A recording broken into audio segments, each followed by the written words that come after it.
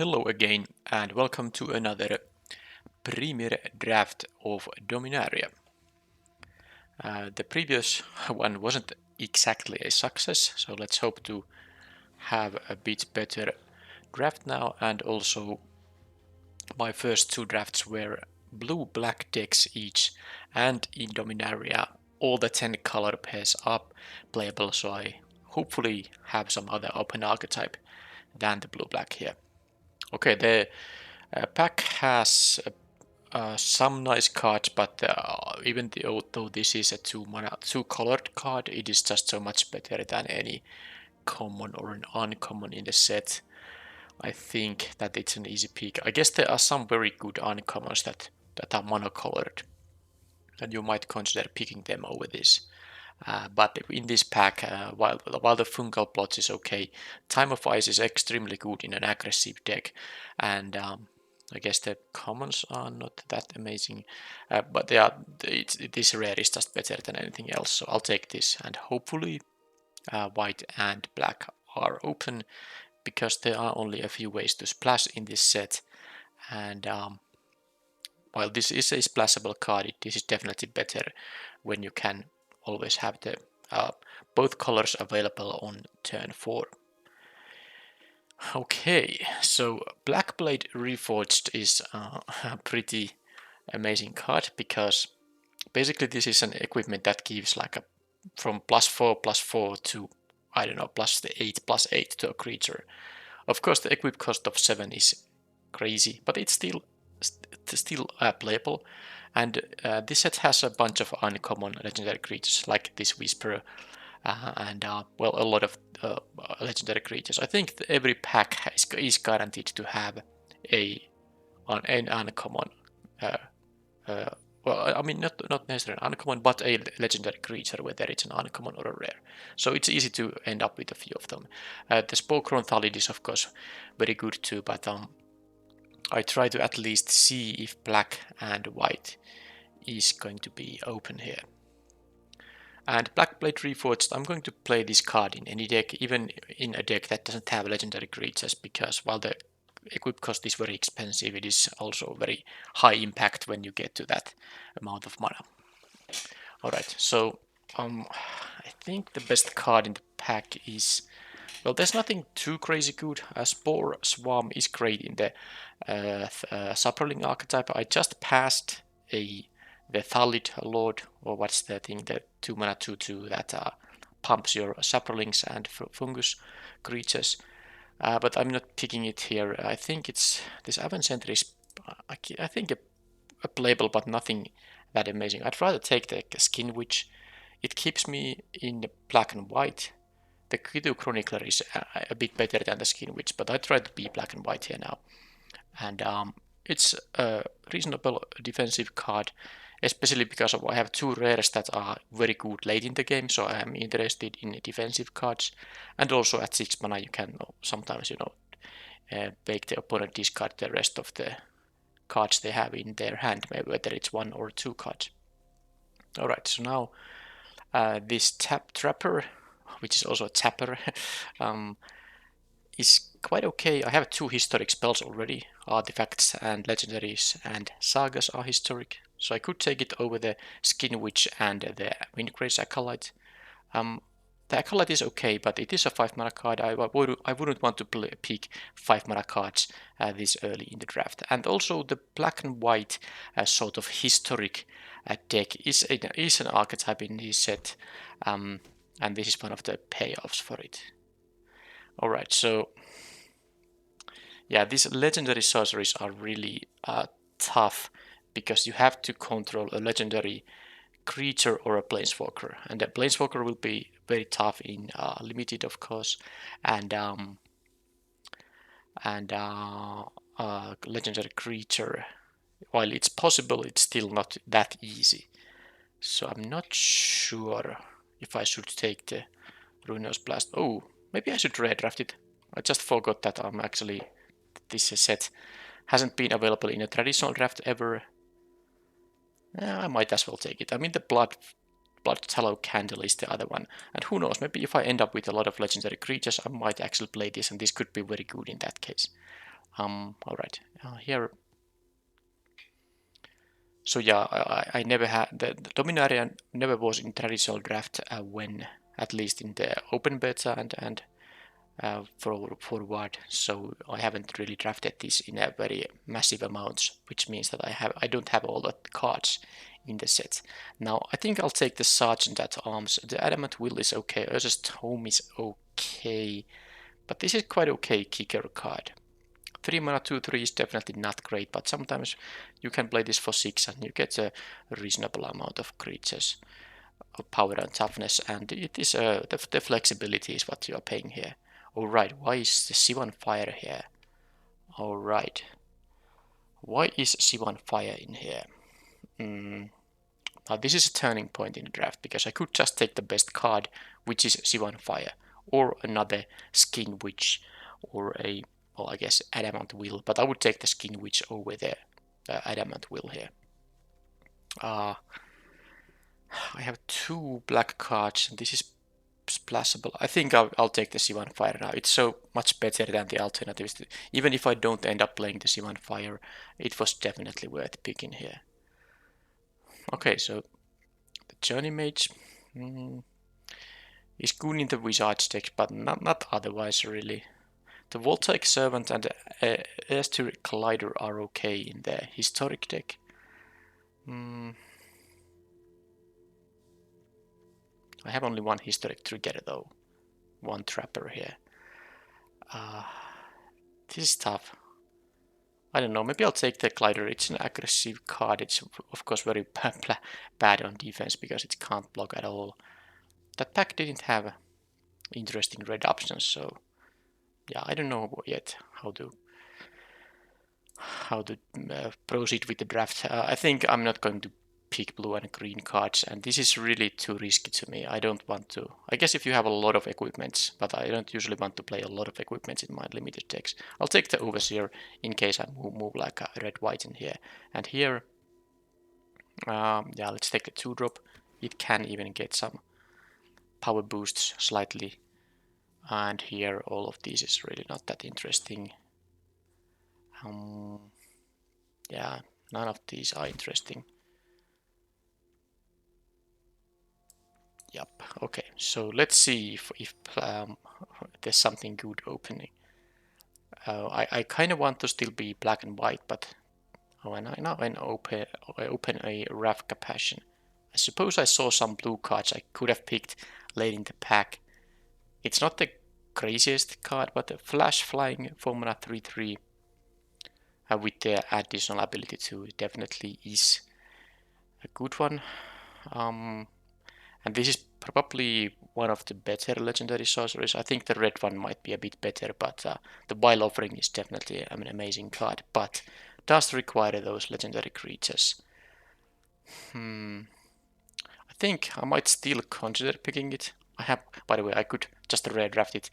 I'm not gonna red draft like a crazy here if there's some other consideration here, but I might actually just try to force those legendary creatures. It might be fun too. I have 2 legendary sorceries for black and white now. So if I end up with like let's say 5 legendary creatures, I can play these legendary sorceries in that case. And here I'll take the how do you say this? Barret.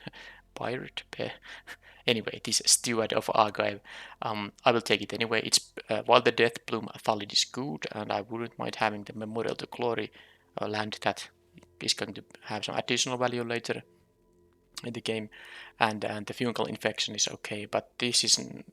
I'm gonna pick this because it's legendary, but also because this is a pretty good effect.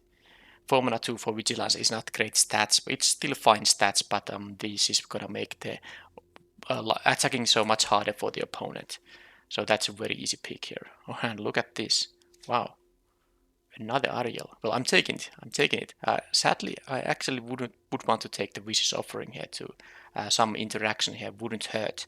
But I think with this pick, also the black. I kind of forgot the Blackblade Reforged also cares about legendary creatures. Yeah, I'm taking it. I'm not picking anything else. Also, the Sanctum Spirit would be reasonable here. But yeah, let's take this one, not the Vicious Offering. But I think I have 1, 2, 3. That is 3 legendary creatures, and look at this. I just keep getting more and more. Now there would be a Wizard's Lightning. I took the C1 Fire. It's kind of splashable if I would find some way to splash. Also there's a Blessed Light and Gideon's Reproach, which are both reasonable removal spells. But definitely I take the Capashen. It's also a very good creature, but given the focus in this deck, I have 3 spells. I'm gonna put Urza's Ruinous Blast here.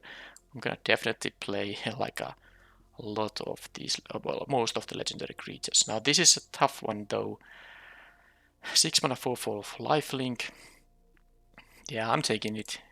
I would like to have a seal away, some interaction here, but this is also could be just a game winner. Look at the ability. If I have a high life total, I can just make a pretty nice exchange. But yeah, this is also a legendary creature, so this is gonna be an interesting deck actually. This pack 2 was so great. I got like what 3 or 4 legendary creatures here. Pirate, Ariel, Evra, and Danitha. Wow. That pack did have a C1 Fire, or some earlier pack had a C1 Fire, but that's no longer interesting. I will cut the red cards here. What I'm taking here, Juggernaut, Excavation Elephant, target artifact. Nah, I'll take the Juggernaut. Not sure if I'm gonna play it, but let's have it in here for now. But that pack really didn't have a lot of stuff. I like the Trapper maybe slightly more than the Sergeant at Arms here, because I do have actually quite a few triggers for this. Not only the legendary creatures, also some artifacts. No sagas yet. This deck is, by the way, mostly white, as you can see. I'm basically splashing for... This actually could be a mono white that could splash some red. I mean, white, I'm gonna splash the white anyway, sorry, black anyway, but I just figured out that I don't actually have a lot of black. I don't have to play the skin, which if I find either too early game here. Okay, this is a tough one. I could take the Jargle just for fun, and also it's a legendary creature. And the Pegasus Courser is better than the Bodyguard, in my opinion, but I need just early game here now, so I will take the Bodyguard here. I don't think I'm going to play 2 of these gliders, so whatever. This is just bad. I won't be playing 2 of these. I might play 1, I might cut it, but I'm not gonna play 2. This is a best of 1 draft, so no sideboards. Memorial to War is an uncommon. I guess I'll take that. And I'll get the Memorial to Glory. White is very underdrafted here, but black is definitely being drafted by a lot of others. Okay, so I won't be playing the main deck Invoke the Divine. It's something you could do in this set. There are sagas, there are artifacts, auras, stuff like that. For example, the dub, but I don't think I'm gonna play it, and I'm not playing the dub either here. It's too risky to my taste. All right, so and I get another Danitha, but there's also 4 bears. 4 bears. Blade. This is a 4 bear, really. Okay. What is a 4 bear? Is it like a bear of some kind? I don't know. Anyway, look at this. Pretty good. This is pretty good. You have to equip it only once. I would really like to have the Danitha here. There's also another wizard writing this. Wow, this draft has been weird. I could have like a 2 wizards lightnings and 2 C1 fires too. But I'd really like to have the Danitha here, but I think I'll take the equipment now. Yeah, maybe I will get the Danitha back. White has been so open. It is possible, but it is rather unlikely. Okay, do I have a full set of squeeze? I do. I'm not going to take 20 gems here. Also these Thalids are passed here. I passed one of these in pack 1 now, and in pack 3 I'm passing another one, so the neighbor who is picking these is going to be happy. Anyway, call the cavalry is, I think, the pick in here. I think I'm going to... Yeah, that's a lot of 4 drops actually, but we will see. That's still a fine pick. And now there's another Wrath Capashen. I actually need early drops here. I don't think I will be splashing for blue, although it would be reasonable because this deck is basically the Caliga skin, which that goes away. I have 3 black cards in here. I don't need that many swamps. I could play white that splashes both black and blue, but I have so many 4-drops. That's the reason I'm thinking about not maybe playing this. And I just take the Skittering Surveyor. I think that is the better pick. It's quite nice card. Gets your basic land and also triggers my historic stuff. Okay, now I'll just take a 2-drop, and I'll think the Knight of New Benalia is nothing amazing, but it's fine. I will take it over the Voltaic Servant here. And another 2-drop perhaps? Nope. Not really, no. Not going to play this 4-drop. I have enough 4-drops here. I think I might take the Healing Grace. It's actually quite a playable trick for 1 mana. Basically you do so that a creature that is about to trade with the opponent's creature in combat, you get to save your own creature and you always gain 3 life here. 2. Okay, let's take this, it's playable. Memorial to Folly, and there's the Cabal Paladin, which would actually this thing would actually get a lot of triggers in this deck. I have a bunch of, well, I can't see it quickly, but I have a bunch of historic spells here. But the problem is it's a 4 mana 4/2, and I don't need 4-drops, and the 4 mana 4/2 isn't exactly great. And this is just a fantastic land to have, so I'll take the land there. And oh, how is Land Over Elves here? It's so late here. This is very good. It's a first pickable card. It's not the best first pick, but it's a first pick I wouldn't mind making. I don't think I need the Howling Golem here. Adamant Will.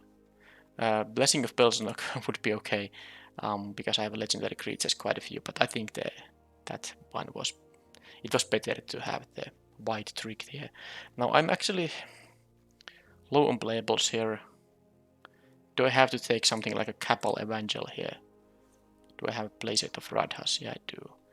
I just don't like it at all. I'll take the 20 gems here. I'm not sure what I do, because I have only 21. Well, at least I got this Voltaic Servant. I'm actually happy to have it. But I still need 1 playable unless I play 18 lands, which actually could be possible with the both Memorials. I could play 18 lands, but let's pick the 2-drop now. Don't mind it. I don't think the Tragic Poet has anything reasonable to return, so yep, whatever. And okay, well, I don't know if I'm gonna play the Guardians of Coils. It's not that great. 5 mana 4/4. Not really synergy. I'll take the 20 gems here. Why not? And I can play 2 of these. It's possible, but I might play 18 lands too. So sadly, the pack 2 was very good. Pack 3 wasn't that great. But at least it's an interesting deck because I have both the white and black legendary sorcery here, and I have a bunch of legendary creatures here. I think the deck might be... I could splash for a Sivan Fire, but it's only 1 card. No, I won't be splashing it. If I had a Sivan Fire and 1 other, you know, maybe the Sivan Fire I saw 2, or I saw also 2 Wizard's Lightnings, but I had something better from a deck that I picked over them. So, but if I had Sivan Fire and another red card, I could splash the red too. I also have the Skittering Surveyor, which makes splashing easier. But let's see if this would be the deck now. I will go to this mode here. Let's see first the number of creatures. It is 15, so that is enough because I have a couple of equipment here, of course, which do need a lot of creatures. And then there is the Juggernaut, which is of course sometimes risky if opponent has... Well, basically the opponent has to have something that...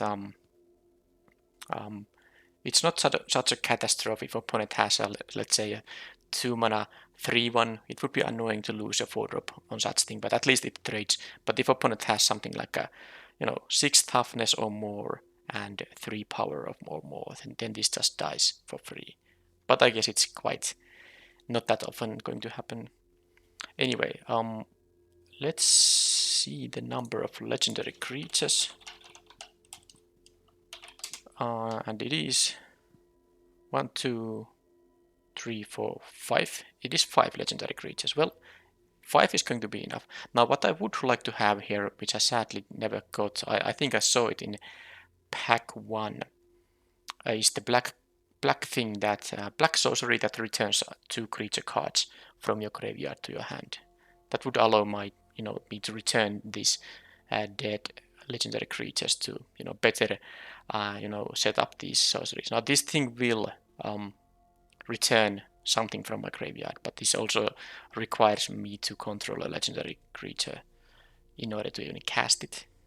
So these 2 cards are a bit risky here, but I still want to play this deck that has both of them available. Hopefully some of these survives. Now, if I could now decide, because I did take the Forebear's Blade over another Kedanitha in pack 3, was it pick 1? I think it was. Would I choose to play another Danitha? I don't know, this is such a good equipment. It is such a good one. It makes all my creatures so much better. Yeah, I don't think I would make that change, but I really wanted this Danitha to come back as a pick number 9 in there. Okay, and also the Call the Cavalry is actually a creature, so I have 16 creatures. Now what this deck doesn't have, interaction that removes opponent's creatures. I have a pump spell, I have a healing grace to save my guys. I have these tapper effects.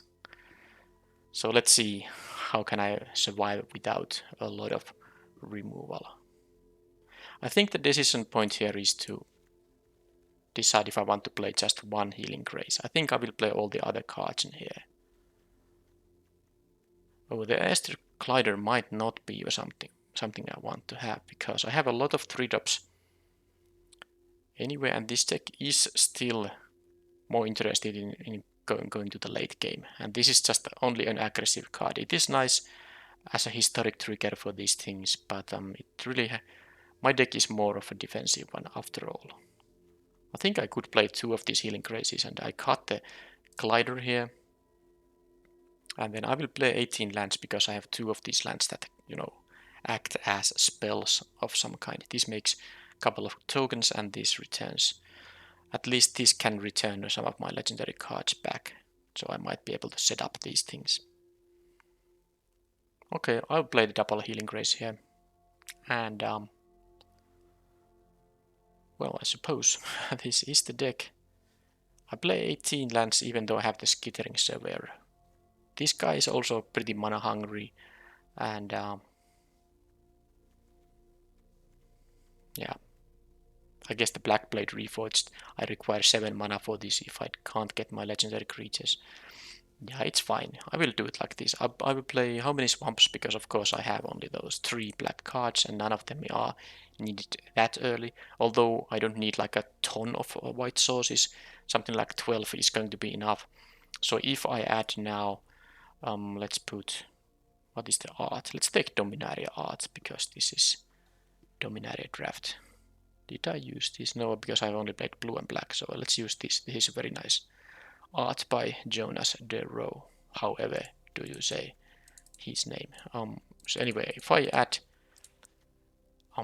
12 planes, that would be 13 white, the Skittering Surveyor. That would allow me to have only 4 swamps here. I suppose I'll cut one of these planes, and I will put 5 swamps and the Memorial to Folly. I will still have 12 ways to have a white mana producer in my starting hand, so I don't think it's that problematic.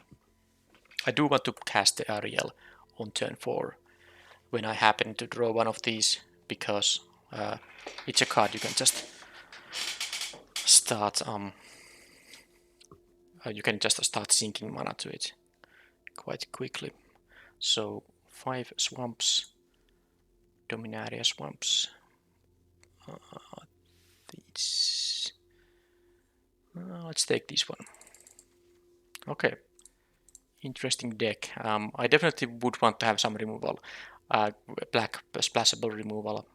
Well, it doesn't even have to be a splashable removal. I would play double caster black removal, although I'm not even sure if there is a lot of those in the set. But yeah, replacing something like Healing Grace and Adamant Will with black removal. would be good, or even with white removal. I saw the one Gideon's Reproach and the 5 mana sorcery that exiles a creature or an enchantment or whatever it is. Well, anyway, let's just play this deck.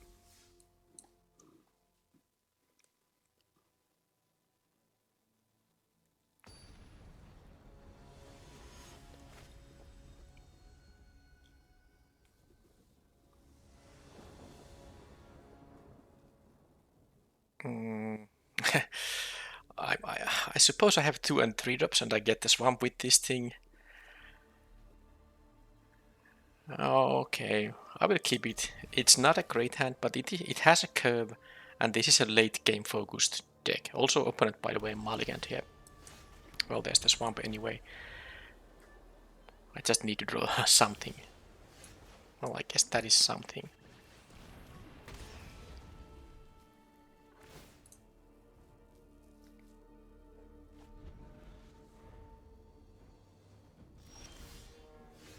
Okay, well that is, now I can continue my curving out here. Opponent missed their 3rd land drop.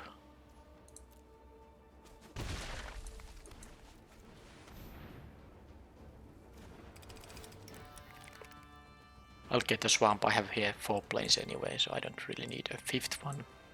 Even though I don't need really a 2nd swamp that much either, because I have only 3 black cards in the deck. Okay, they got the 3rd land drop, and I only have 2 power here, which is good for them.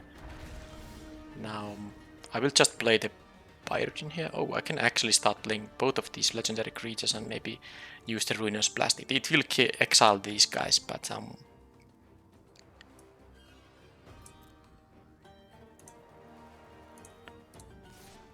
it will exile those guys, but that's no big deal if the opponent loses a bunch of stuff too.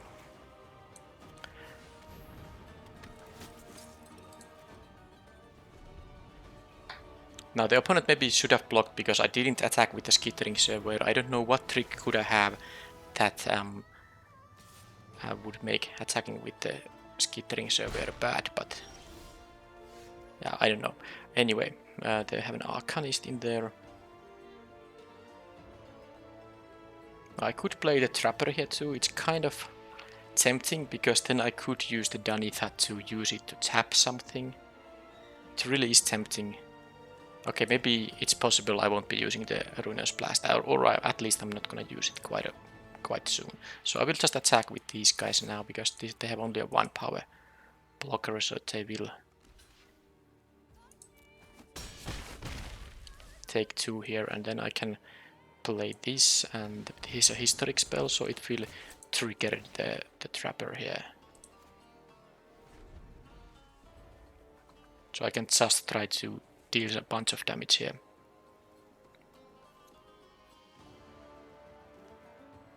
Without using this thing. Okay, that's fine. That is something that will get exiled. Oh, they can't actually attack because this has the taxing ability. Now I don't know why would they even want to attack, because they definitely want to leave it as a blocker, but maybe they anticipate that I can tap. Because yeah, this thing says they can't. They have to pay 1 for each attacker. So that's really hard for the opponent to raise that thing. Now I will just play this one and tap the Drake and attack for a sizable amount of damage here. And I'm not using the Adamant Will here. I could kill the Arcanist, but I don't really feel like it.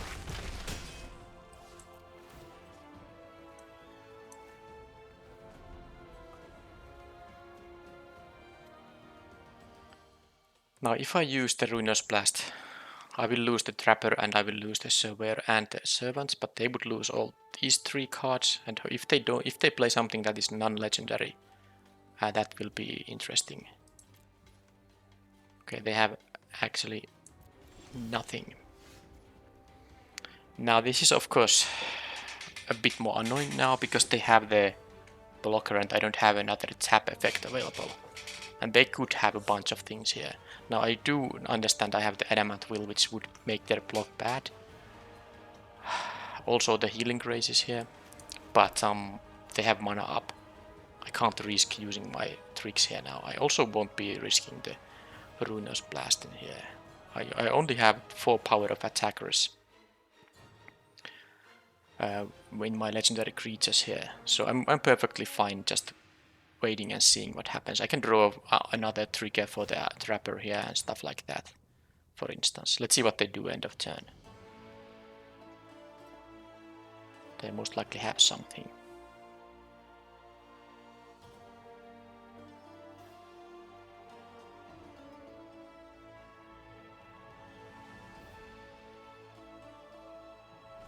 They had nothing. But, okay, well that is now, this makes things different now. I think I'm gonna exile now. Healing Graces. Well, I can also just attack with everything and see what happens, because I have all these tricks. But if I use the Ruinous Blast, everything non-land will be exiled, except legendary ones, which would leave me the Byard and Danitha here. But they have a handful of cards, that's a problem here. I have some tricks here. They would go only to 7, they still would have enough life to survive. And I lose my Trapper, which I don't really like here. If I attack with all, I will use the Will to kill the Drake. They can have a pretty good blocks here.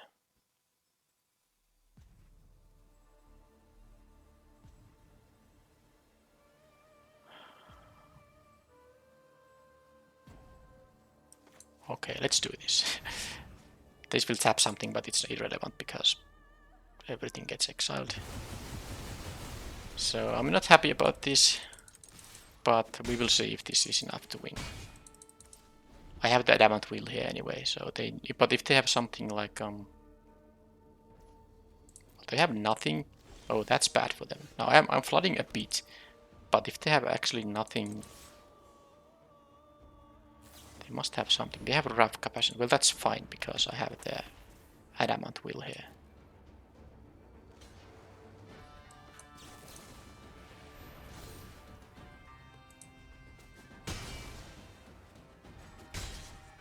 But that was almost it. I have only 4 power here. It's easy to block these. These are not offensive. These are only saving my guys. So I need some of my equipment or something good. Such at arms. Oh man, my draws are so bad. I could deal 2 to the opponent by, saving my Danitha here. But that's just not worth it. I have to... Yeah, they have 6 cards in here, they have 4 lands. I have 9 lands in here, none of my spell lands. I do have 18 lands in the deck, but only 16 lands that don't also function as, spells. Oh, there's one that functions as a spell. Let's see what they have end of turn. Yeah, I can still lose this. The Healing Graces aren't the greatest things. I have a lot of good draws though. Both the equipment, both the black and white rares are good. What else? And they just keep on not playing anything. Do they have a third color or what is this? They have so many cards and so much mana, and they still chose to play nothing. That Aven Centaur is not problematic at all. They have a counter spell at least, maybe, because they're leaving mana up here or something. Okay, look at this. So out of my 18 lands I have now, 11 here. So I have 7 lands and 13 spells left in the deck. Okay.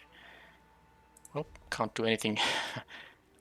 I can crack the Memorial to Glory at least, easily.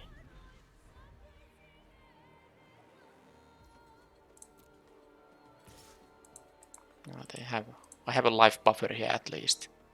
So this is not problematic yet.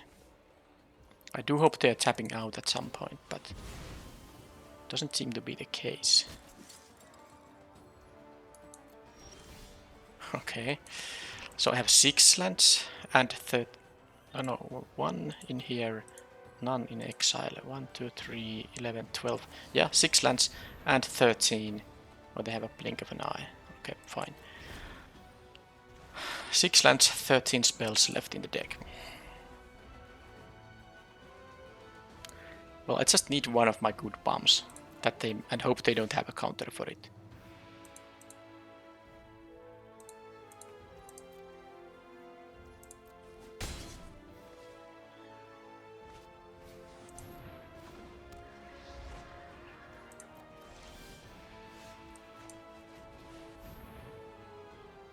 At least if they have something like a syncopate, it's not gonna be that great. Now I can attack with the trapper because it has 3 power here. So that is good. And I can use the healing grace to maybe try to save it. They're going for the aggression here still. Interesting. If I find a historic spell, I will tap the Sergeant at Arms and I will have a pretty good attack here. They have to also use 2 mana for this. And the Pegasus Courser only deals 1 damage, which is probably not worth it. They might want to deal 3 and pay 1 mana for it, but they might want to have the 1/3 as a blocker in here. Okay, they don't want to have anything. Okay, more 1/3s. Okay, so I guess I'm just gonna check out if the... Oh, they had the Blessed Light. Well, that is dead now. They have 3 cards still left. Oh, and I drew one of my lowest impact cards. But that said, the Healing Grace is actually quite okay with it. Because it is still 3 power, so they block.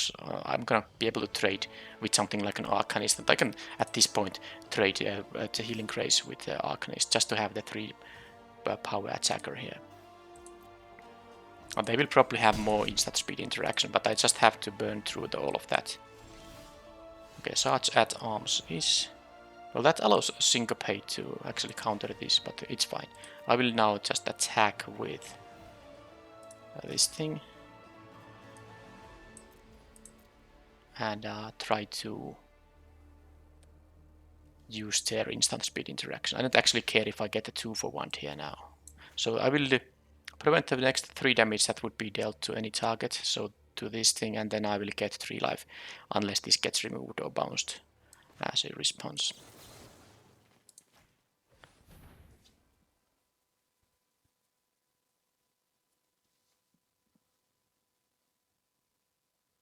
They could have another Blessed Light, they could have another Blink of an Eye. Or, I guess, some other things too. They have a Blessed Light, which is fine. And now, if they have a Syncopate now, it actually won't work against the Sarge at Arms. There's only 6 mana with Kicker, but I have still plenty extra left. So I have been able to churn through of their instant speed interaction.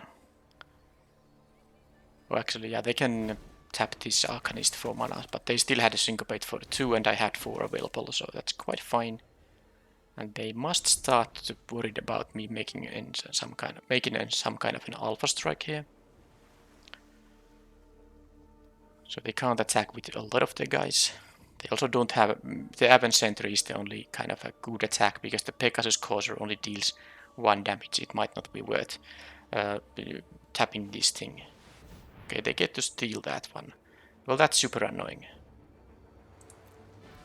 Because now...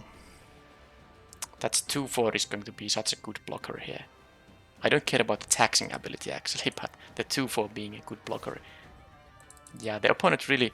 Look at this, I had still both of my equipment, both of my black and white rares in the bottom 16 cards in the deck. I only needed one of them. Well, I suppose they could have stolen one of them. But I'm actually losing here now, if I don't draw like immediately something that is... Yeah, this thing. Costs, by the way, 1 less because of the Danitha. So definitely if they still have something that's bad for me, they did hold 1 up, so I suppose they do have something. But now, let's see, if they don't have anything, I get a 1,000,000 life here, so I guess here goes. They have to use the final piece of interaction here at least. They can't, because this is a 13 power life linker, and I can pay 1 mana for this. Okay, they didn't have anything, and this is just gonna win the game because whatever, they can jump block, but I will go to 25 life and all that. So finally, it was about time to draw one of my outs, and both my equipment, like I said, and then both the black and white, the rare card, would have been very good here. I guess I'm happy they used the Impola's clutches now, because they could have also stolen the Black Blade Reforged. Oh, anyway, I won this in the end.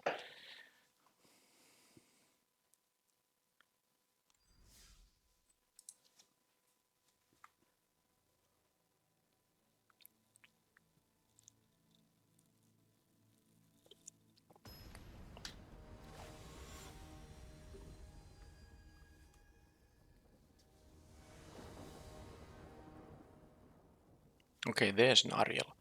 So let's keep this. Also a fine hand, 2-drop, 3-drop, 3 lands, both colors, and yeah, basically I need only one land to cast the Ariel on turn 4. Main phase upped. They didn't even want to see what's my potential turn 2 play, because that could affect this. Maybe if they are really just needing a land, for instance, they don't care about what I play here. Okay, so now this is a very interesting decision point. By the way, I also have like how many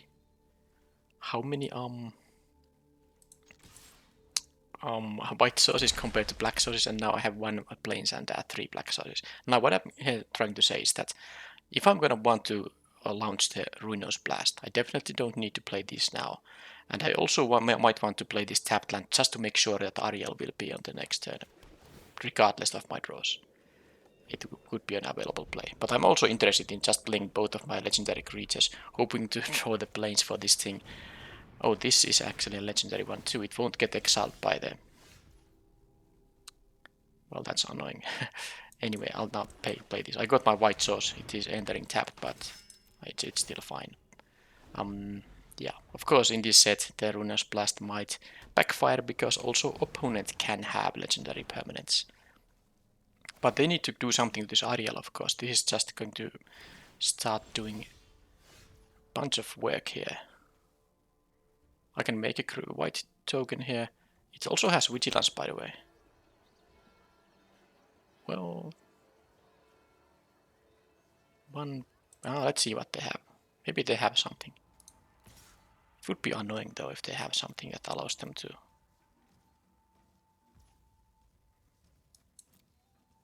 Well, they didn't have anything that makes it reasonable to block there. So I will be creating 1 Knight token, even if they kill this with like a kicked C1 fire on the next turn.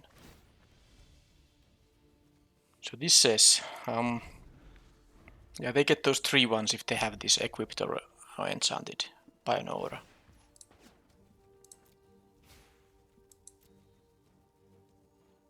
Okay, they do nothing. Alright, fine. I guess that's very safe for me. Oh, they had a C1 fire there. But I got a 2-2 out of my troubles here. And here I can just play the Halcyon Witness. Are they going to have another C1 fire?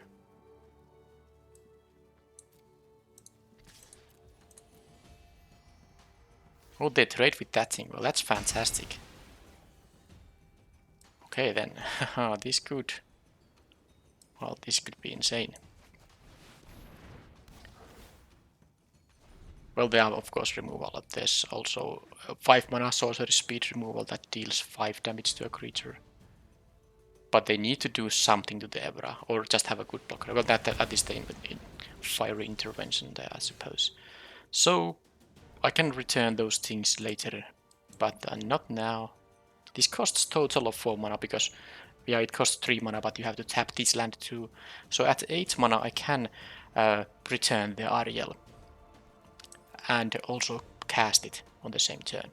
So I think here it's just going to be, well, attack for 1 here first, and then I'm gonna play this kicked. I'm no longer... It seems like the opponent doesn't have, it has a lot of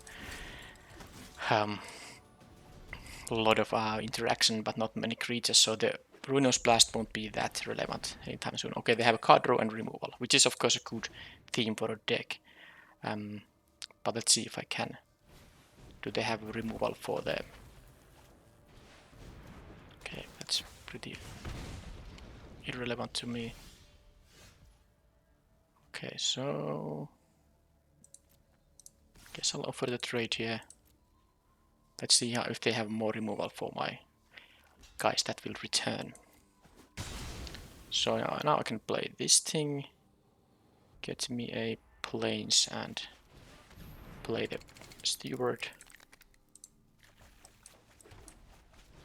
And then next turn I can return the black and white card, Ariel, Knight of Windgrace. Oh, that, well, I can at least exile that thing.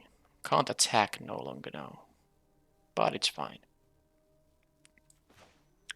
I might actually go for the exile next turn or something like that. But let's first see if this actually works. I will take the Ariel rather than the lifelinker there. So no removal at least yet. Let's see if they're gonna have removal for it now. They still have 4 cards thanks to these divinations. They haven't run out of cards.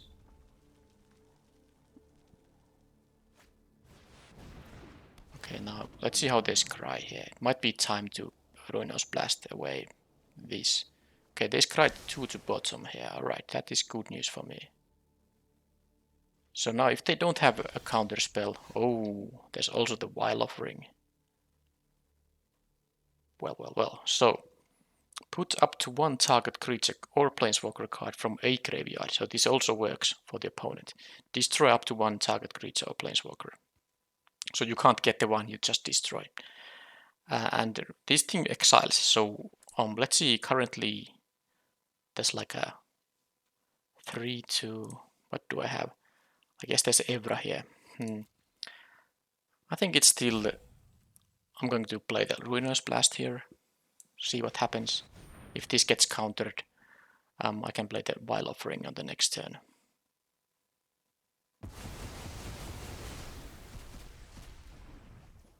And then I still have 3 mana up for the Ariel to do the... Okay, so they can block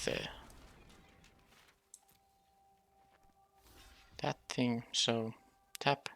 Yeah, this needs a few more knights.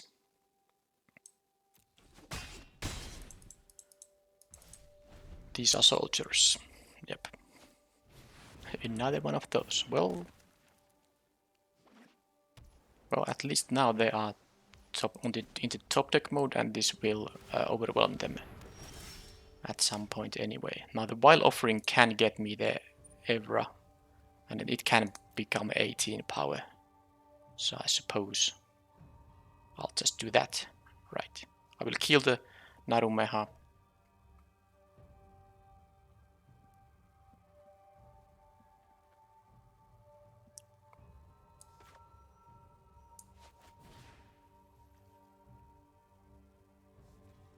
Yeah, it has to be this one.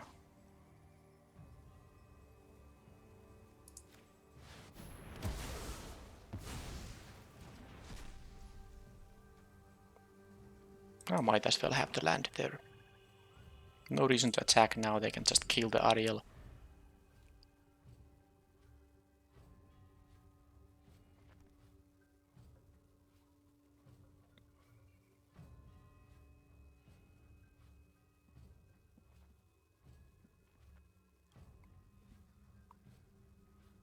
Because this thing says, exchange your life total with this guy's power. Now this is also very risky, because my life total would become 4 in that case. Of course, this would be an 18 power lifelinker in that case.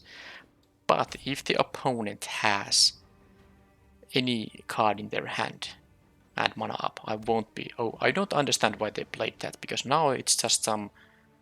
I mean, maybe they just gave up because I have all this stuff going on, but I would have never gone for it, because they could have Into the Royal, or whatever, it's the bounce spell with Kicker, and they could have, of course, a Sivan Fire.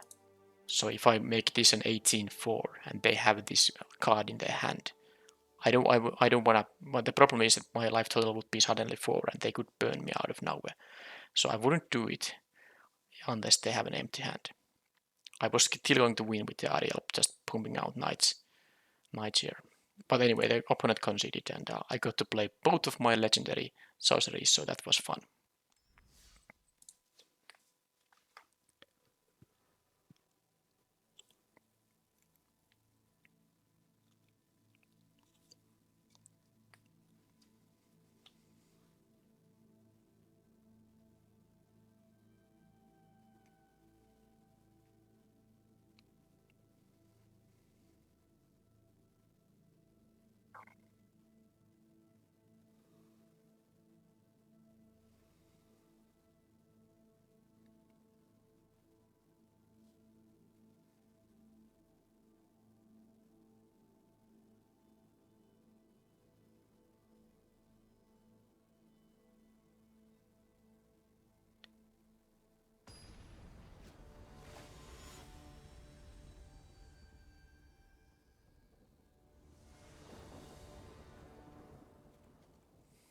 Okay, I'm gonna keep it.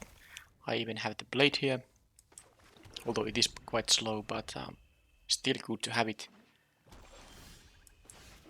Again, 3 swamps and 1 plains in the deck that has like, what, 6 black sources and 12. 6 black and 12 white. But I have now a couple of historic spells. The Ariel and the Forebear's Blade will tap this thing, so let's do it. So I can attack for 3 here. Oh, this is a knight, so I can actually... If I make 1 more knight, I can start killing creatures which has... Okay, well, let's do one thing at a time, of course. Oh, this was convenient now, wasn't it?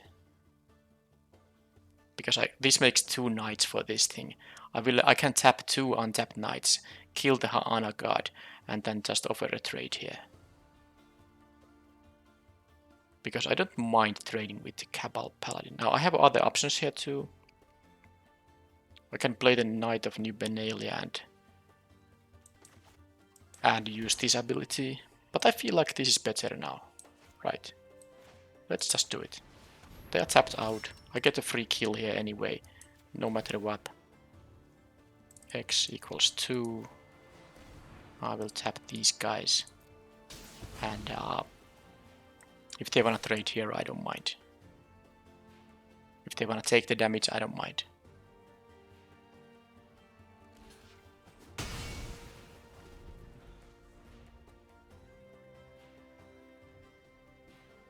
Yeah, this is really, you know, an unfair card. Now, Josue's is good too.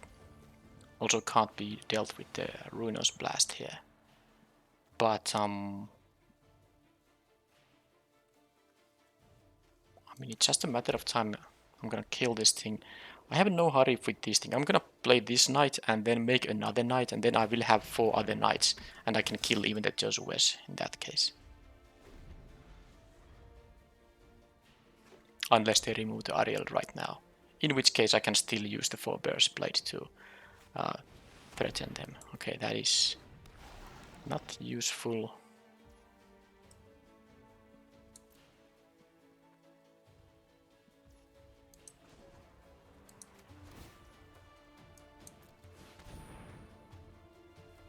So they can sacrifice another creature to give this a +2/+2, okay.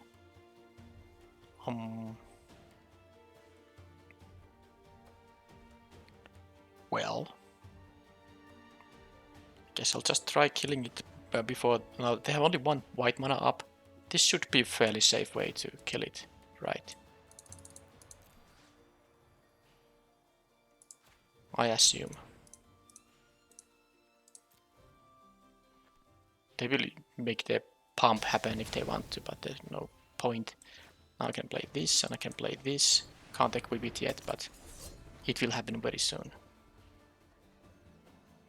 It will get, yeah, pretty tough. If they don't have removal for the Ariel, it's just gonna win the game.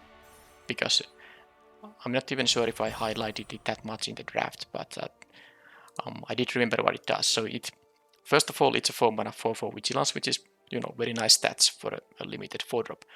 And then it can for 3 mana create white tokens, which would be enough, you know, that alone would be a very nice rare.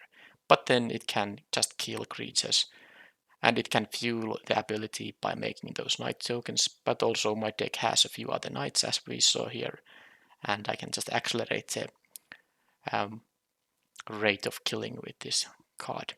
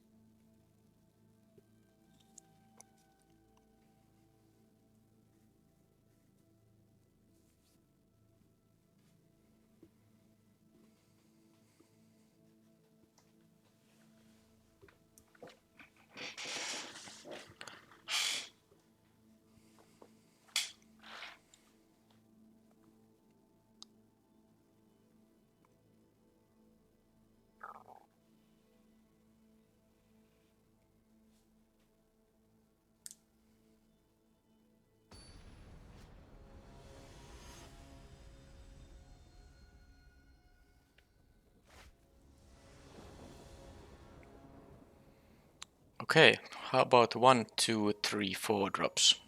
If I draw the 4th land, that is. These are also a couple of knights for the Ariel here. Now, if you would play this later in the game, you could actually protect another creature, but it's definitely worth playing as a 1 mana 2/1 when you have it on turn 1. Okay, that is a pretty decent card. It can't be target of abilities I control, which means also the tapping ability and the Ariel's ability. But it will take some time before it becomes a lot larger. That was a good draw.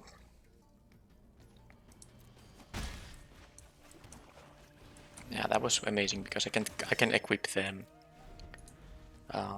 Ariel with only equipping it for 3, and it will be like a massive vigilant thing. Okay, that's good stuff the opponent has going on.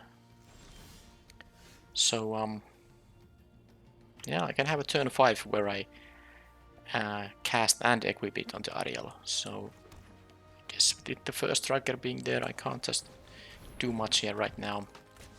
Opponent has definitely a good start here too. Let's see if they can deal with the Ariel though, because this will just kill Danitha very quickly. Okay, look at these all legendary creatures here. Very nice. They can't attack still. Oh, they can do that, but oh, it has double strike. Well, I guess I could have triple blocked it anyway, but okay, I'm happy they do that. But it has double strike because of this Gwenda here. So definitely not. If I triple block it, yeah, it would die. They would kill 2 of these, and then this would die. But I can just kill it with the, you know, Ariel here. So I will. This doesn't have any double strike or anything, so I will just block this here because I can't kill this with the Ariel. So now it all depends on. I will take 4 damage now. They will gain 4 life, but now all depends on whether they can kill Ariel here or not. Got my own Danitha, which is nice. Because I have 2 other knights now, so I can kill the Gwenda without needing any other knights. Also, Danitha Capashen is a knight, so that's... I can even cast that. But let's see now what is their play here. If they tap out, almost tap out, they have 1 mana available. Okay, that is perfect, because now Ariel will just win the game. They can still attack for 4 here. Absolutely not going to block here.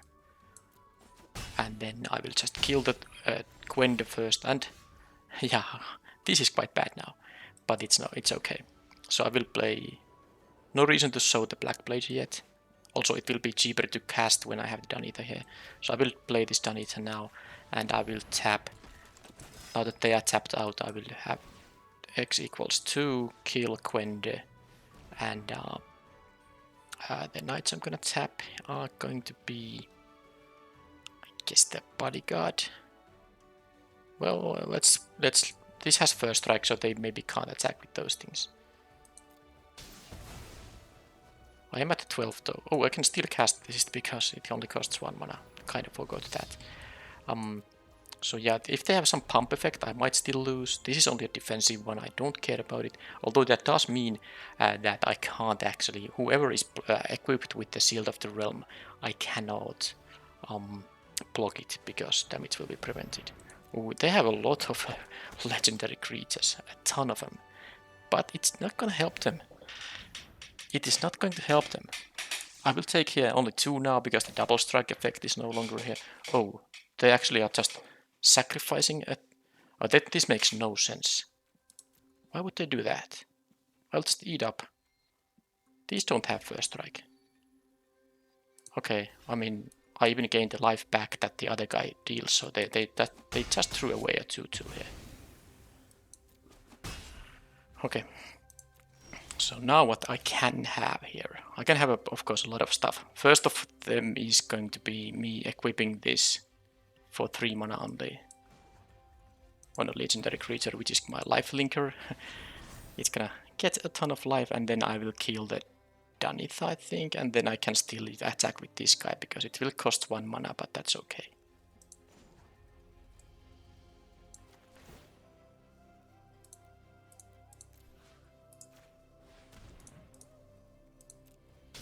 And I will go to 17 life here.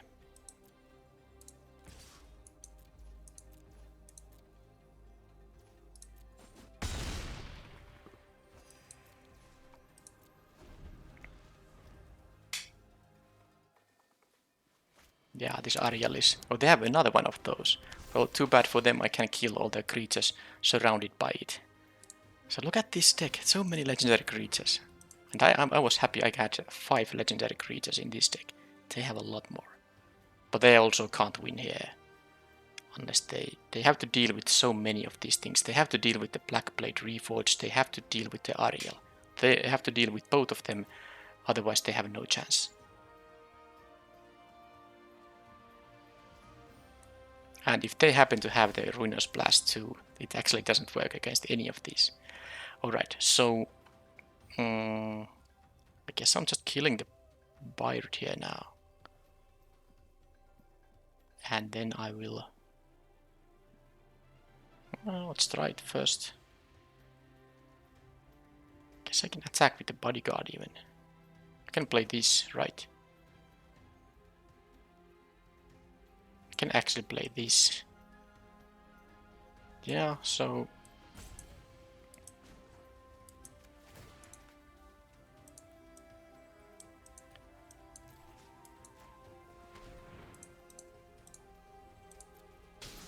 Okay, they have nothing, so then I can just attack with Dunith, and they have, I suppose, nothing.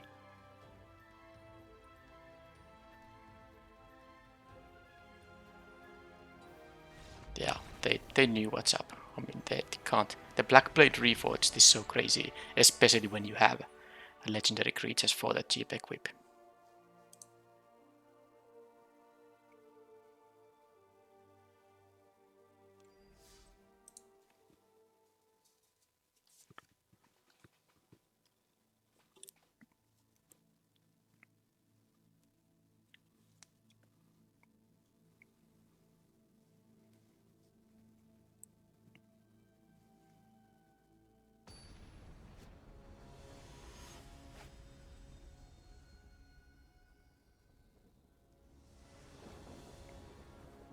Okay, another good hand. But another hand where I have 3 lands and 2 of them are swamps. Even though, opponent by the way, mulliganed here. Even though I have 6 black sources and 12 white sources. Okay, I got a backup Ariel now. And also Memorial to Folly that if the game goes late, I can even return one from the graveyard. But I of course need now the 4th land. I can still cast the Forebear's Blade here. But, okay. Vigilance and Trample. Oh, wait a minute. The Ruinous Blast will get rid of the Forebear's Blade.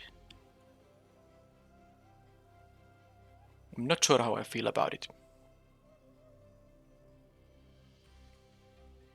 I will check one other turn if I can draw the land for the Ariel. So what I'm gonna actually do here, even though it feels like very bad value, I'm gonna save my Knight of Benalia by this thing. So prevent, and then I might choose the source, which is gonna be the Surveyor.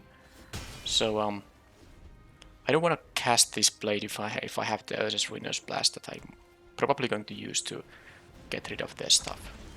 Okay, and that was great. So now this is pretty easy. They might just trade, which is fine. The 3-1 was going to get exiled anyway by the Ruinous Blast here.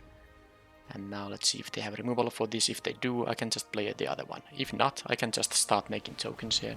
Oh, they have the bounce effect, but that's also not really a big of a deal here. Oh, I'm gonna play this now. Oh, cancel. Oh, actually, it requires 6, not 5. Sorry. But that was cool because now I have the Ruinous Blast mana here. So if I draw another land, I can play the Evra. And as long as the opponent doesn't have legendary creatures, it's gonna be great. Wrath effect. Okay. I can just play another one of those. They have, by the way, 4 colors here. Yeah, not playing anything. That's a non-legendary one. I didn't draw the land, so I will play another one of those and see if they have more removal. But yeah, these 4 colors here means they might have a lot of removal if they're splashing for all the removal.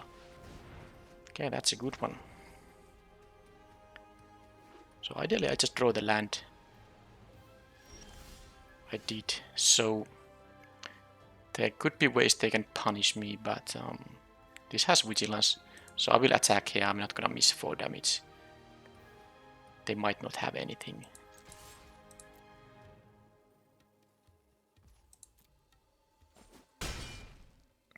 Okay, so I think I'm gonna go for the Halcyon. Let's see if they have a Syncopate there. They could. Oh, that sadly won't get exiled by the Ruinous Blast. And now all the historic spells they have, artifacts and any legendary creatures will have flash. Okay. Well, that means they are not gonna tap out. Using Evra is very risky when the opponent hasn't tapped out. Healing Grace does help a bit. I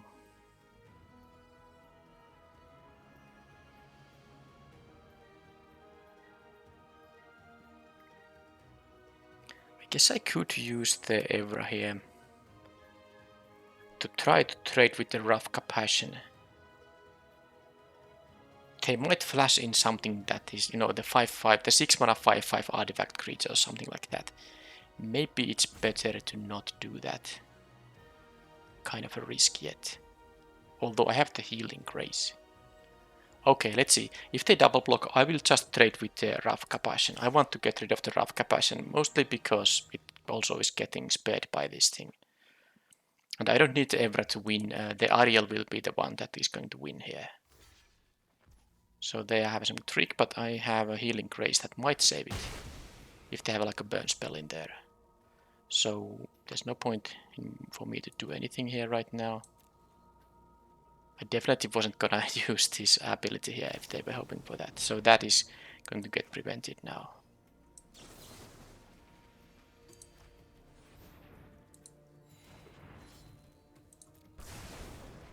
Okay, that was fantastic. That was fantastic now. They have another removal, and I'm happy they use it for the Evra and not for the Ariel, because... But I also understand it. Now this... Well, they choose still to... not attack, so they do have a block of some kind.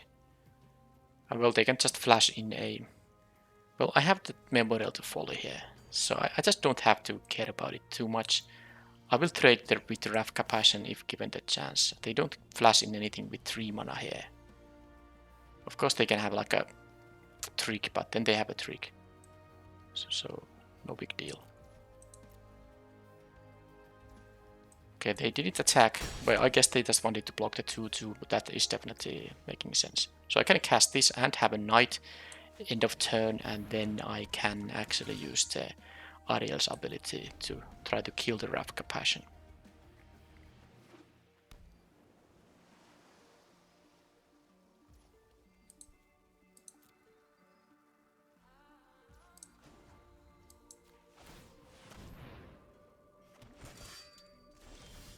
And although all of these creatures have vigilance, which means that I could actually attack with everything and then use this ability to kill this. But of course, they might flash in some crazy blockers, so I want to get rid of this just safely here now. And let's see if this works.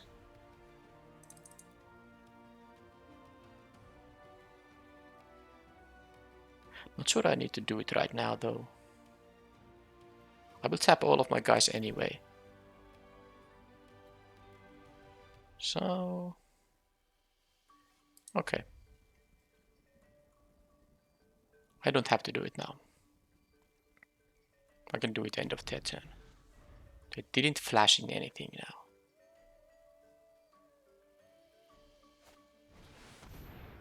They draw 3 and I mill 3, okay.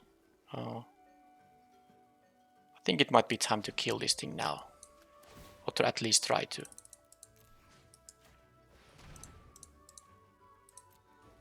Before they draw the 3 cards. If they have a pump spell to save it, well then they use a pump spell. And then they are almost tapped out. So they kill this. But it's actually not gonna affect this ability in any way. But yeah, they get to kill Danita there. Still, I tapped 3 creatures anyway. So now they get to resolve their draw, and I get to mill something I might get back with the Memorial to Folly. Didn't have anything of that kind. So, and they concede. Well, I guess they are facing 8 damage here and steal this. Pretty powerful rare. Now you understand why I made the first pick I made. I mean, you might have understood it right away, but if you were wondering if this card is really that good, well, if it doesn't get removed, yes, it is really that good.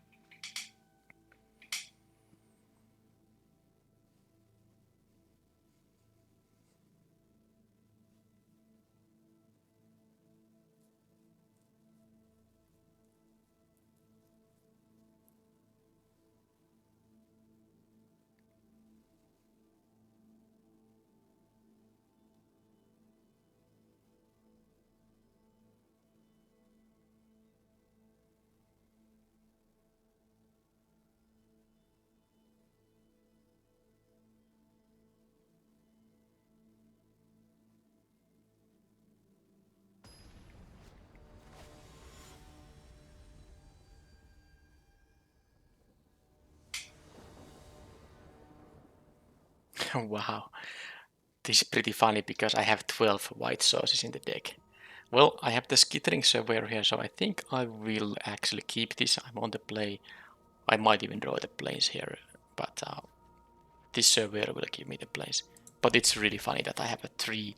These are 3 out of the 6 black sources here in the deck. Opponent mulliganed to 6. Let's see if they keep that. Yeah, they kept 6.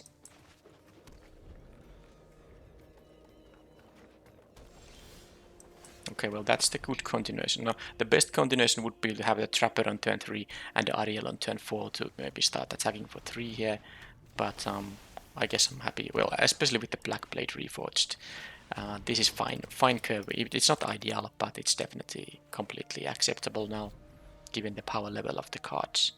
Well, mostly these 2 rares. Okay, that can actually be problematic.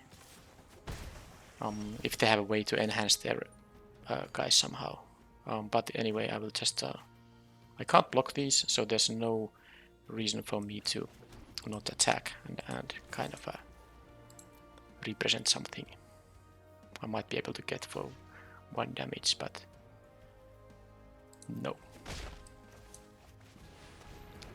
But now that I don't have a knight yet. I need to make one knight and then I can start killing these guys. And let's see if they have something other than blue. Blue doesn't have a lot of ways to deal, but there are some. For example, there's the aura that makes the creature into a 0/4 wall and it loses all the abilities. That's one thing. That's a mono blue card. But they can also blink of an eye, which is not really that big of a deal because the amount of damage they are dealing is not that lot here. Okay, well, I didn't draw anything that makes me change my game plan here, so let's just do this. Still no knight here, so I have to make one token before I can start using the tap ability. Okay, they have red, so they could have a C1 fighter right now. Too bad I don't have my healing crazes here.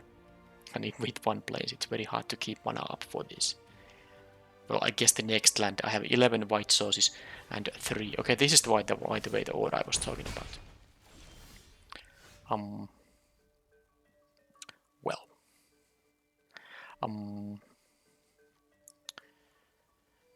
So yeah, this is what it says. Problem here is that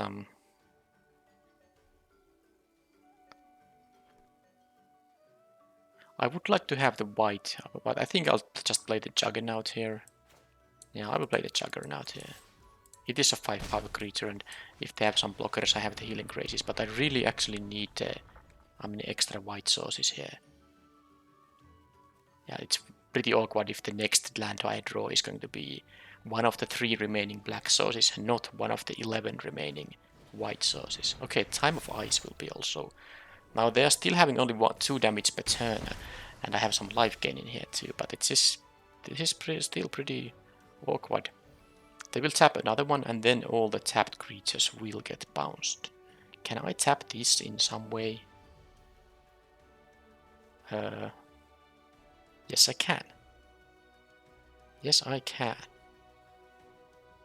Might want to do that, maybe.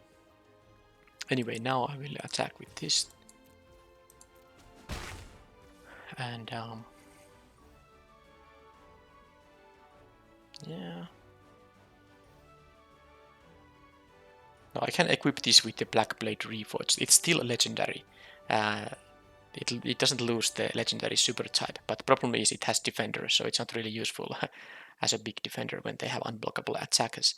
So, yeah, let's take that trapper right now. They most likely will tap it, and then I can.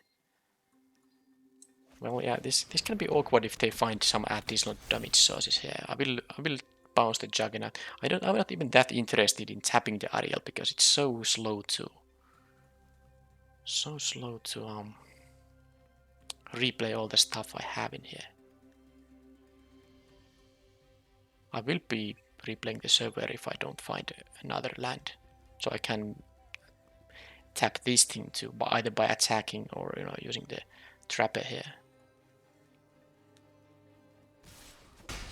Let's see if they find more damage. Oh, well, they have 3 damage now. Okay, I found finally I found a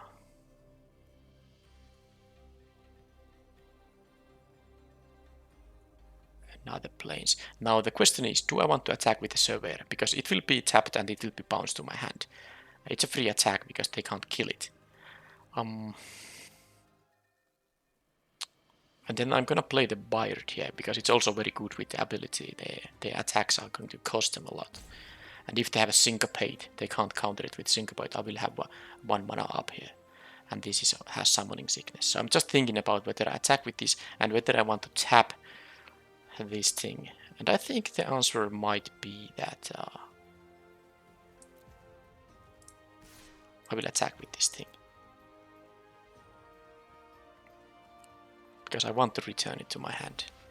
And then I guess the 0/4 is just doing a whole lot of nothing here. So I feel like I'm going to tap it as well.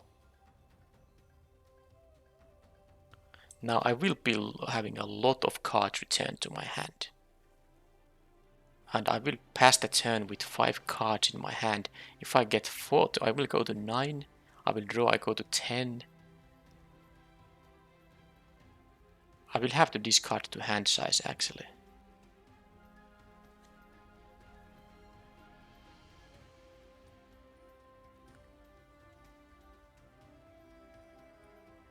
I still want to play the Bayard here, it's so good.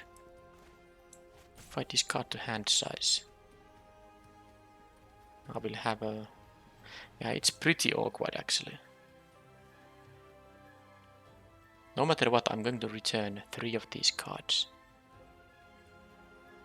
This is quite nasty actually. I could play 2 of these guys if I wanted to. But oh well. Okay, let's do this. Let's do this. Oh, this is by an opponent control, so I messed up. Well, whatever. I still wanted to play it. Well, I won't be bouncing the Ariel. I kind of forgot that you can't bounce your own stuff.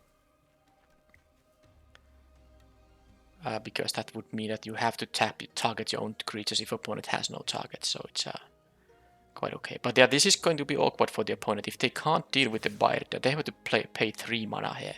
That's a lot, and they did pay for that. So, yeah. Okay, now let's do things in a reasonable way. I don't want to miss a land drop, so I think the Skittering Surveyor and the Avenant Trapper is going to be my place here. I don't even have to discard to hand size in that case.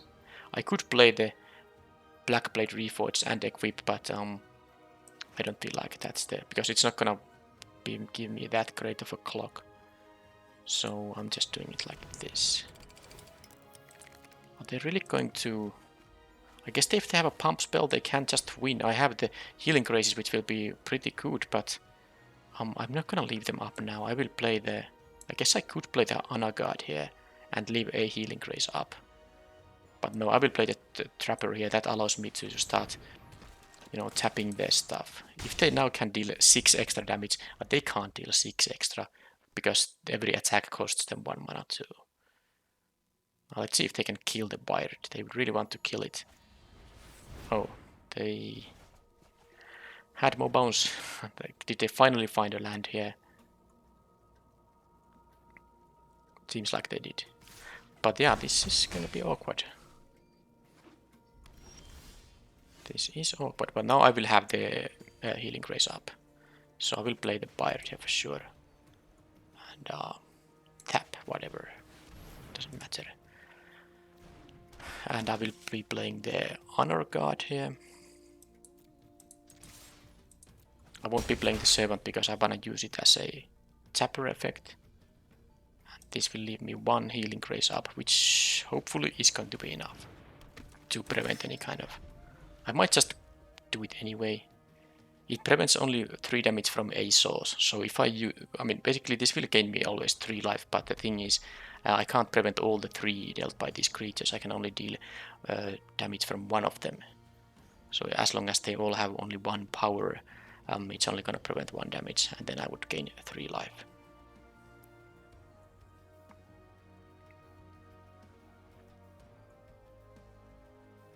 Of course, the good thing is now if they have burn-based removal, I will be able to save the Bayard. If they have like the 5 mana sorcery that deals 5. Oh, they had this opponent too? Oh, come on. That is so annoying. I mean, I guess it's time for me to lose here in the 70. I have won 5 games here. So I think I have to... Do I have to? I think I will use 1 of the Healing Graces. So I will prevent damage to me from Tetsuko Mezawa, and then I will be... I'm still at 7 here. So, I can tap this thing of course, but the attacks will cost me mana now. And I lost my legendary creature, the Bayard, which could have been very good with the... I kind of was hoping that I can tap whatever blocker they have and then I can attack for a ton of damage with this thing. But that didn't quite happen now, did it? So, I will play the Juggernaut, that's like a given here. Tap more black here, I'm not using the Memorial to Folly here. And then I will... Now this guy gets tapped. And then I could attack with all these... I don't want to play my history cards, I want to use them as tap effects here. So I feel like I should attack with all and just leave the 1 mana up for the Healing Grace. I could play the Sarge at arms, but it's not really that effective. I can't even kick it, so I'm gonna actually do like this. Attack for 7. And let's do this.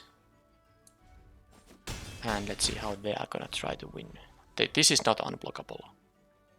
It would have to have 1 power or 1 toughness. So Juggernaut can block it.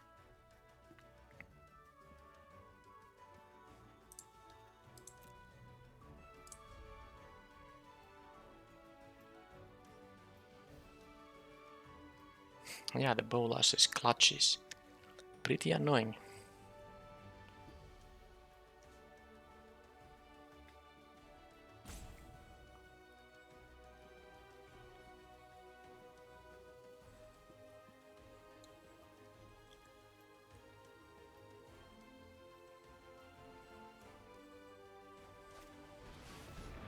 Okay, that Sphinx is fine. If they use a lot of mana to cast 1 creature, I don't care, I can tap their creatures. They have to take into account that unless they have a 1 mana red spell, they still might have a land drop here. They also have, you know, mana for instant and sorceries with the Arcanists. Okay, they are no longer attacking with anyone. Okay, this is going to be pretty good too. I have now, it's actually 8 mana, right? Yeah. So do I want to play the Evra here?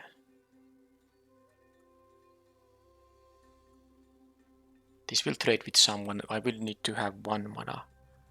But if I play the Evra, I can attack with 2 of these guys. Also the Anagard. But that would... yeah, that would be bad because then I don't have the Healing Grace up. And I want to have the Healing Grace up. So maybe it's just going to be the... maybe the Voltaic Servant or maybe even the Black Blade Reforged. But I would want to have the Evra here too. It's quite nice against that board. Maybe I just attack with the Juggernaut then.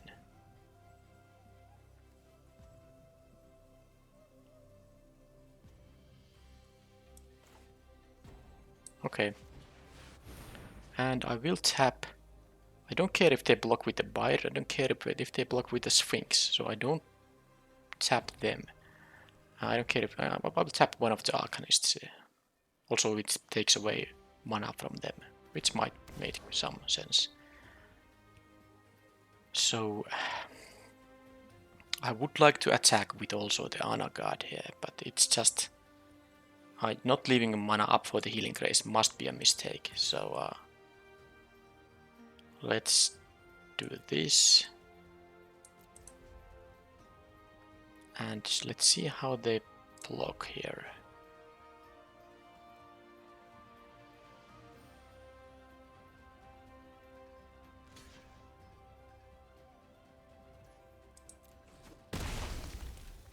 Okay, they jump block there. That is fine. I will take the 3 damage from the Cloud Reader Sphinx. I want to have, if they have a damage-based removal, I can have the Healing Grace up here. They no longer have the unblockable guys, only the Flyer is a lethal attacker currently. Just don't have another... well, I guess this is a legendary enchantment. They can only have 1 of my guys stolen at a time. Fight fire with fire. Okay, so... well, this is pretty sweet. I think they will be able to... I wonder why they didn't go for full 10 to me. Because I can't just prevent 3 to the Trapper and gain 3 life. Because then they would be able to finish me with this thing. So I have to do it like this. Prevent 3 to me and gain 3 life. Like this. Trapper will die here.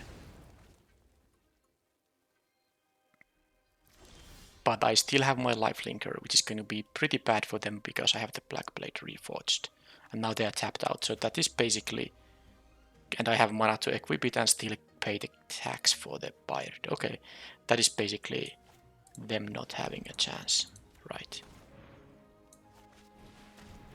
This is such a boost here.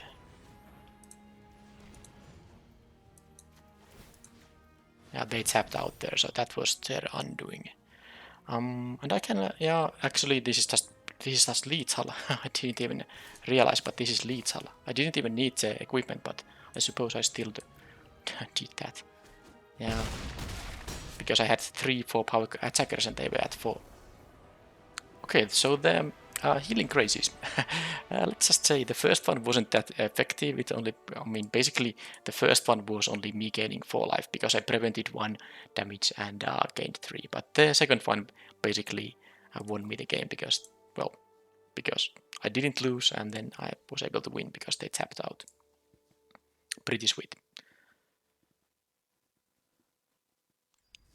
So I didn't lose after all, and I'm 6 wins and still at 0 losses here.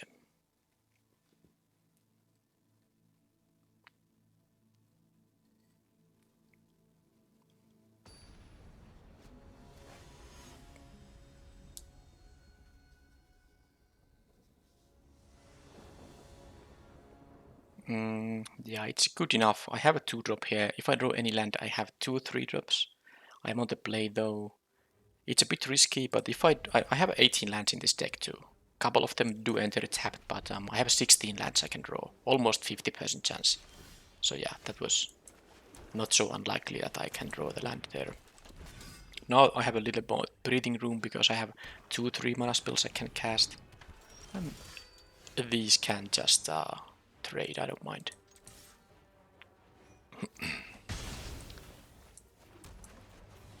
I haven't used the blade yet. I think I cast it in one game, but the opponent conceded there. Yeah, that was the case. Surveyor, okay.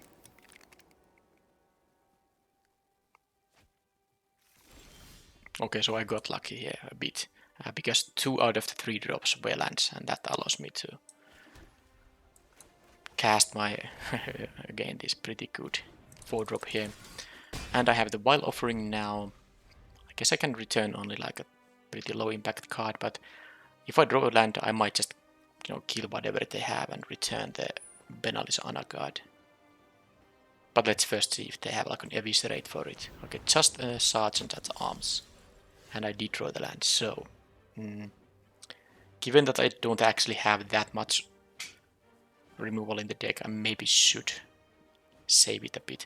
Because now that they didn't kill this, it's a bit more likely that they won't have a kill spell for it. Although they could have... Of course, they could have the 5 mana white exile target creature or an enchantment. Now, if I do kill this Sergeant at Arms, I actually get to deal 7 damage here. I will tap this thing because this is a legendary, a historic spell. I will tap this, kill this. I have a which will be a 3/2 thanks to this. I think that might actually be... That would be quite valuable, maybe. Okay, so let's do it. It might be crazy, but let's do it anyway. I know I could have used 3 mana to make a night token, but in the end, I couldn't have done anything else. I would have wasted 2 mana there. And now they might, and they probably will play a higher impact target than the 2/3 there, but I still have the 4 burst blade. I have now a 1 knight here on the battlefield, so I can, for example, kill the Skittering Surveyor already if I want to, and I can tap a blocker with the Davenant Trapper here. So I'm definitely doing that because this is just representing lethal now. And I have the 3 mana available for the Wind Grace, so I'm not going to equip, I'm going to just deal 10 damage and see if that is gonna be lethal. They have a Seal Away, but they can't deal with the Vigilance guy, so my Trapper will go. That will go, so I have now an option to kill the Skittering Surveyor or just make a Night token here before I lose this. I think the Night token is just more valuable, so let's let that happen. They will take... I wonder why maybe they have another Seal Away? No, why did they choose to... Well, they didn't want me to have access to the Knight. Yeah, that makes sense. Okay, that makes sense. But I will have another Knight coming up now. And this gives trample, you know, that is pretty high impact. Okay, so my rares, which I had plenty of in this deck, by the way, played a pretty big role. Let's actually count the number of rares in the deck. I didn't even realize how many I had them, because this was a pretty sweet deck. Number of rares is 1, 2, 3, 4, 5, 6, 7. Yeah, that's 7 rares in this deck. And then a few pretty nice uncommons, like the Bayard and the Danitha. Okay then. Yep. I did really like the deck. You don't get to often cast this with consistency. This deck definitely was able to get there. But also, against a few of the opponents, the Ruinous Blast wasn't that great because they also had a legendary permanent, so it's not such a great threat effect.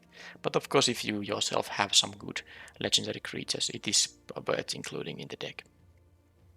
But yeah, now this is best of 1 draft for you. So the previous Dominaria Premier draft I had, I actually went over 0 wins and 3 losses. Now, yeah, I had some mana issues and that, but anyway, I didn't win any. And now, immediately after that, I got another draft where, of course, my deck is a lot better, but I had 7 wins and no losses. So that's funny, the variance in the Premier drafts that can be. I think the next one will also be a Dominaria draft, and it will, and then again after that probably a Strixhaven traditional draft. Thank you for watching, and bye bye.